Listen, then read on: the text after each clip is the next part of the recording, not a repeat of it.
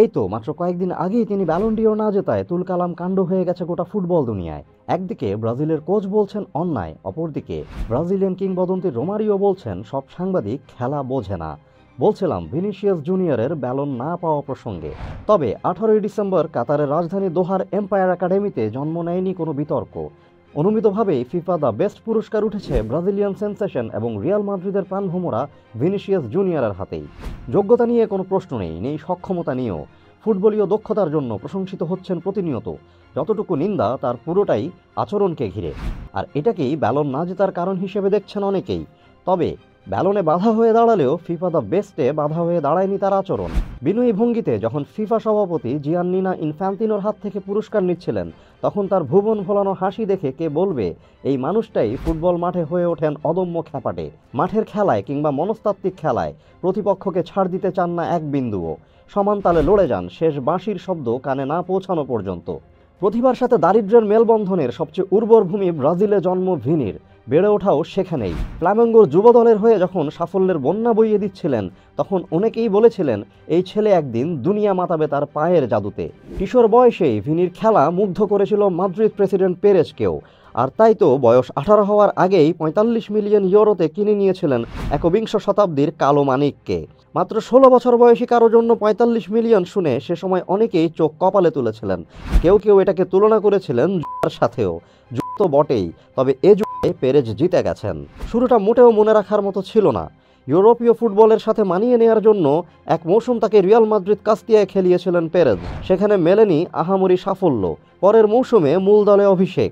ভুলে যেতে চাওয়ার মতো একটা সময়ে প্রতিপক্ষের কটাক্ষ বাণে জর্জরিত হয়েছেন। হতাশ সমর্থকেরা নিজ দলের মাঠেই করেছেন বুলি। সতীর্থদের কেউ কেউ তাকে পাস না দেওয়ার পরামর্শ পর্যন্ত দিয়েছেন অন্যদের। এত সব চাপে হয়তো অনেকেই হারিয়ে যেতেন, অতীতে গিয়েছেন অনেকেই। তবে ভিনিসিয়াস হারিয়ে যাননি, ভিনিসিয়াসরা হারিয়ে যায় না। ইতিহাস বলছে সুদানের যে অংশে রয়েছে নীল নদের উপত্যকা, সেখানে এককালে আদি নিবাস ছিল এক যাযাবর গোত্রের। পরবর্তীতে যারা থিতু হয় মধ্য আফ্রিকায়। আজকের দিনে ঠিক যেখানটায় আছে ক্যামেরুনের মানচিত্র, ঠিক সেখানেই। আর সেখান থেকেই আসেন ব্রাজিলে। আর সেই লড়াকু যাযাবর রক্তের উত্তরসূরি ভিনিসিয়াস কি করে হার মেনে নেন লড়াই ছাড়া। আর তাই ভিনিসিয়াস লড়ে গেছেন, লড়তে লড়তেই নিজেকে নিয়ে গেছেন বিশ্বসেরাদের কাতারে। করেছেন গোলের পর গোল, জিতেছেন শিরোপা। ডিফেন্ডারদের কাছে হয়ে উঠেছেন মূর্তিমান আতঙ্ক। রাতের ঘুম কেড়ে নিয়েছেন প্রতিপক্ষ গোলকিপারের। পায়ের দুতিতে বিমোহিত করেছেন অসংখ্য ভক্তকে। সার্থক করেছেন সমর্থকদের রাত জাগা। নিন্দুকদের বাধ্য করেছেন তাকে কুর্নিশ করতে। আজ আরও একবার ফুটবল বিশ্ব কুর্নিশ করছে তাকে। ফিফা দ্য বেস্ট পুরস্কারের গায়ে যে নিজের নামটা খোদাই করে নিয়েছেন এই ব্রাজিলিয়ান মাদ্রিদিস্তা। এত সব সাফল্যের আড়ালে একটা হতাশা কিন্তু রয়েই গেছে। জাতীয় দলের হয়ে যে নিজের জাতটা এখনও ঠিকমতো চেনাতে পারেননি ভিনি। রাজকীয় মাদ্রিদের সাদা জার্সিতে ফর্মটা যেখানে আকাশচুম্বী, সাফল্য যেখানে নিত্যকার ব্যাপার, গোল যেখানে স্রেফ একটি সংখ্যা, সেখানে ব্রাজিলের জার্সি গায়ে জড়ালেই যেন একেবারেই সাদামাটা হয়ে ওঠে তার পারফরম্যান্স। বিশ্বসেরা থেকে নেমে আসেন সাধারণের কাতারে।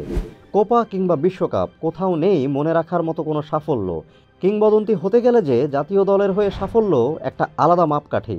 ফুটবল কিংবদন্তিদের পাশে নিজের নামটা লিখাতে গেলে ভিনিকে জ্বলে উঠতে হবে জাতীয় দলের হয়েও। মাদ্রিদের ভিনি থেকে হয়ে উঠতে হবে ব্রাজিলের ভিনি।